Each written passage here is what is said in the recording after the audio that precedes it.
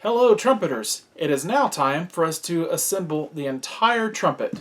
There are only two parts to our trumpet, so it's not that difficult, but let's go ahead and get started. First, again, we put our case on the floor and then open the latches before we pull out our instrument. But for the sake of this video, I will hold my case and open the latches. And inside, we have our trumpet, and then we have our mouthpiece. And here you can see that there are two holes for mouthpieces. Some cases have two, some have only one. But first, what's important is that we take out the trumpet before we take out the mouthpiece.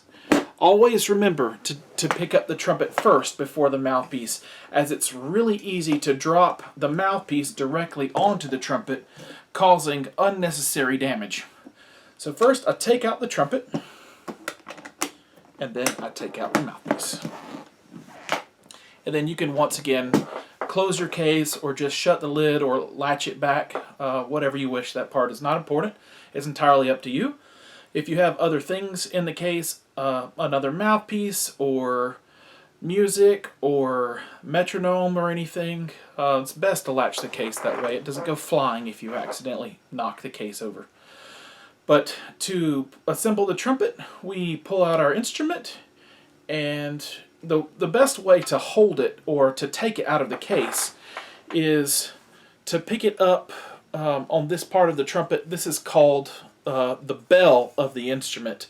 But wrap a hand around these two parts if you're able to. If not, this bigger part on the bell is best.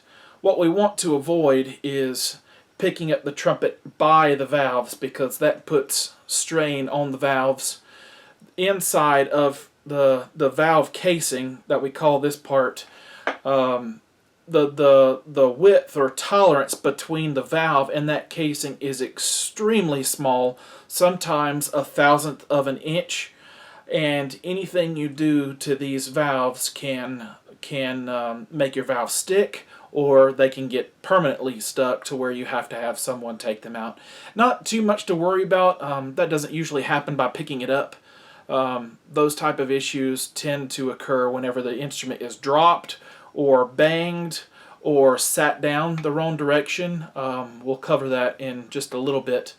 But if you can, it's better to avoid lifting the trumpet with the valves. Most trumpets will be laying this way or this direction in the case, and you can just reach down and grab the trumpet up under the lead pipe here to lift it up. The pinky hook or finger ring, as it's also called, can also be used for extra stability whenever picking up the instrument. Next, we put in our mouthpiece. And what you want to do is you want to just sit it down into this part of the instrument. Is called the receiver. We want to sit it down lightly and just give it a little turn as you're pushing down, just a tiny bit, just to snug it up. That way, if it's upside down, the mouthpiece doesn't fall out.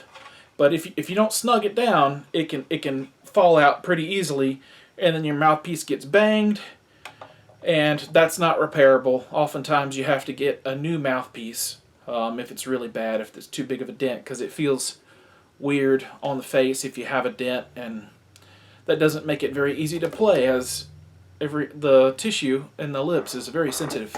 But just snug it a little bit. Don't bang it in.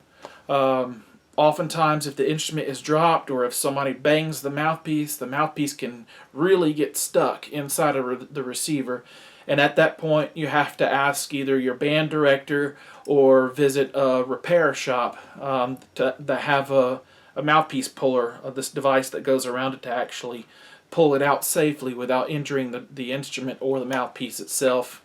Another thing you want to do is avoid putting the mouthpiece in and really wrenching it down, because you can actually break the soldering on these braces if you're not too careful. And those braces are all that we have that hold the major parts of the instrument together. So just be really gentle, really careful with it. You can give it a good little bit, just a little bit, tiny bit of a turn, not even a 32nd of an inch. It's just a little bit, just enough to get it snug, and then it's safe to go. Obviously, it's still not perfect. If you shake it hard enough, maybe the mouthpiece could fall out. It's best to not leave your trumpet upside down, but we want to wrench it in just a tiny bit to prevent it from falling out easily. The next thing that I like to do after taking my trumpet out the case is to oil the valves. I try to do this all the time. I don't like to wait until my valves start to get slow or they start to stick. If I oil them regularly once a day, then I never have to worry about my valves sticking. So, and I'm going to show you here the best way that I like to oil the valves, and also one of the most safest, is a lot of students make the mistake of pulling the valves all the way out and oiling each valve, but that's not necessary. If you pull the valve out and you accidentally drop this valve and ding the sides or the very bottom end of the valve, it's likely you may have to order a whole new valve to replace that one. So please be careful with that. The best way to oil the valves is to unscrew the top bit here, the top valve cap, and pull it out so that there's about ½ an inch maybe of the silvery Monel plated part of the valve or the piston pulled out. And then we take your choice of valve oil. Mine is the Yamaha synthetic valve oil that I really love. And you just apply, it's going to be hard to see this, but you just apply 1, maybe 2 to 3 drops at most to each valve, and then we push it straight back down. Again, this is really important. When you pull the valves out and put them in, do not spin the valves sideways. You can actually cause some scarring on those valves. That is not so easy for the repair guy to get back to playable condition, or so that the valves move. So just pull them straight out. You'll see that each valve has these little valve guides on it, and there's a little channel inside of the valve that they sit down into. Just pull the valve straight out about ½ an inch of the silver part, couple drops of oil, and then push it back down, and then just twisting tiny bit from side to side, you'll feel where the valve slips back into those channels, and once it's in there, you can tighten the valve back down. Tighten the valve cap back down. It is possible to actually put the valves in the wrong direction, and sometimes, some of you may encounter this, that you go to blow into the trumpet and you can't get anything out. No air will move through the trumpet, and that's because I turned the valve the wrong direction.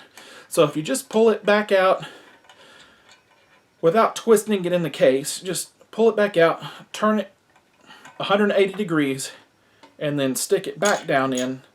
Find those 2 channels in there, and then once it's back into place, the trumpet will, the air will flow through the instrument again. That's something to try. If anytime you pick up your instrument and you can't get anything to come out of it, search the valves and see if you may have put one of them in the wrong direction. In your director's guide, where these videos are provided, under the additional resources for trumpet, I am including Google Drive links, which include pictures and other videos, such as my recommended cleaning supplies for the instrument. You'll find a fingering chart as we get into learning new notes and new fingerings. You'll learn how to, I'm going to make a video of how to properly and very thoroughly clean your instrument in the safest manner possible, and also what these slides are for on the instrument and how we use them and how they make the notes change. Thank you very much. I hope you enjoy trumpeting.